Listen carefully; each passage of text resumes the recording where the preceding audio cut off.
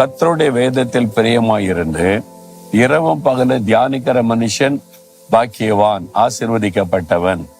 அப்ப தினந்தோறும் walk with ஜீசஸ்ல என்ன சொல்றோம்? வசனத்தை தானே உங்களுக்கு சொல்லுகிறேன். என் சொந்த கருத்துக்களை, ஞானத்தை, என்னுடைய தத்துவங்களை எல்லாம் நான் பேசல. அதெல்லாம் எனக்கு தெரியாது. வசனத்தை உங்களுக்கு சொல்லுகிறேன். நீங்க கேட்பது தேவனுடைய வார்த்தை. இந்த வசனத்தை உள்வாங்கி கொண்டு அந்த நாள் முழுவதும் அந்த வார்த்தையை நீங்க தியானிச்சீங்கன்னா ஆசீர்வதிக்கப்பட்டவங்களா இருப்பீங்க. ஆசீர்வாதம்னா என்னது? அந்த சங்கீதத்தில் அடுத்த வசனம் சொல்லுது, அவன் செய்வது எல்லாம் வாய்க்கும். அதாவது நீங்க செய்வதெல்லாம் வாய்க்கும். பிசினஸ் செய்றீங்களா? பிசினஸ் வாய்க்கும். நீங்க ஒரு வேலை செய்றீங்களா? வேலையில எடுக்கிற முயற்சி வாய்க்கும். நீங்க பிள்ளைகளுக்காக இதை பிரயாசப்படுறீங்களா? அந்த காரியம் வாய்க்கும். நீங்க செய்யற ஒவ்வொரு காரியமும் வாய்க்கும். உங்களுடைய ஊழிய காரியம் வாய்க்கும். அப்ப நீங்க செய்யற காரியம் வாய்க்கணுமானா இந்த வேதத்துல பிரியமா இருந்து அதை தியானிக்கணும்.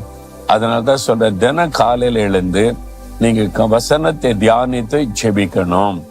நான் கர்த்தருடைய வசனத்தை தியானிக்கும்படி நான் அதிகாலையில் எழுந்திருப்பேன்னு சங்கீதக்காரன் சொல்றார். அப்ப அதிகாலையில எழும்பி வேற வசனத்தை தியானித்து உங்க நாளை ஆரம்பிக்கணும். அப்படி அந்த வசனத்தை நீங்க தியானிக்க உங்களுடைய உள்ளத்துல இந்த வசனம் ஆழமாய் பதியும். அந்த வசனம் உங்களுக்குள்ள ஆசீர்வாதமான மாற்றத்தை கொண்டு வரும். இந்த வசனம் உங்களுக்குள்ள பரிசுத்தத்தை கொண்டு வரும், ஆறுதலை கொண்டு வரும், சமாதானத்தை கொண்டு வரும், சுகத்தை கொண்டு வரும், ஜெயத்தை கொண்டு வரும். இந்த வசனத்தில் அவ்வளவு வல்லமை இருக்கிறது.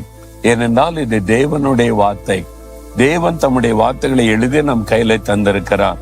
அதனால தினம் அந்த வார்த்தையை வாசித்து தியானித்து நீங்க ஆண்டவரிடத்துல பிரார்த்தனை பண்ணும்போது நீங்கள் செய்வதெல்லாம் வாய்க்கும். நீங்க ஆசீர்வதிக்கப்பட்டவங்களா இருப்பீங்க.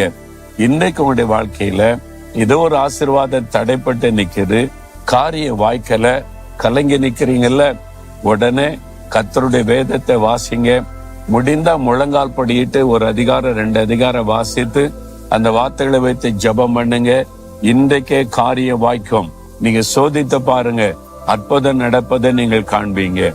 அதனால ஆண்டவர் உங்களுக்கு கொடுக்கிற வாக்குத்தத்தத்தின்படி நீங்க ஆசீர்வதிக்கப்பட்டவங்க.